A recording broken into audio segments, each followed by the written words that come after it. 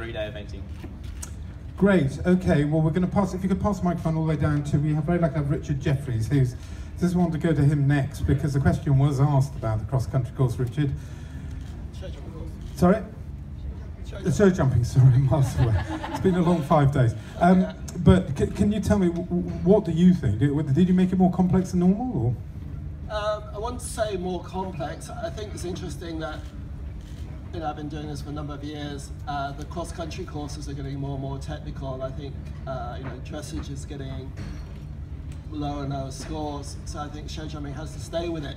But I would say, just what I was saying about the footing, when we built last night, of course, it was very wet out there, and the ground was very holding. And this morning, when we came in and walked it with the jury, it was what I call in between. I think the worst is, the riders may agree, it's better to be all wet or all dry.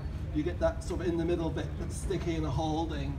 And we wheeled a little generously this morning because of all the turns. We didn't want to see the horses slipping.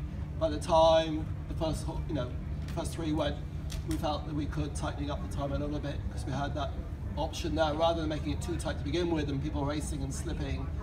And equally, the spreads were much narrower than they were last year here. I'm not saying all of them, but we pulled the spreads in and ramped a few more of the oxes with the footing in mind. I always think it's interesting when I look at it. I don't look at how many clear rounds I have. I always find it interesting to see how many people moved, because that's the influence of it. It's not, I mean, everybody can have a clear round, or everybody can have 4 faults, you end up with the same result. And if you look at the top four are the same 4 that were there all the way through, so we kept them together. But I think the footing certainly has an effect, and a lot of you don't necessarily go in that arena. It's not a flat arena. It's a lot of up and down, and I think Andrew mentioned that it up and balances the horses. It's very easy to do that, especially when the ground isn't as soft as is. I have a lot to play with, trying to find the right spots, trying to find those levels I can, but it does have an influence on the horses, and if they're a little tired.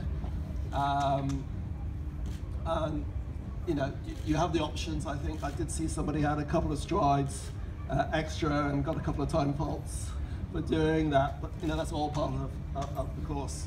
Great. Everyone happy? There's somebody who has to have an overview at the Land Rover Burghley Horse Trials, somebody whose sort of name is at the top of the paper, and someone who has to organise it all, and that person is Elizabeth Inman. The only question I can always ever ask you, Elizabeth, is have you been happy with the Land Rover Burghley Horse Trials 2016? I think it's been a fabulous event. As Christopher says, it's fun when the sun comes out. It perhaps wasn't quite such fun yesterday for anyone, but it's a challenging 4 days, and I think we've had a very successful event, and well done to all of you.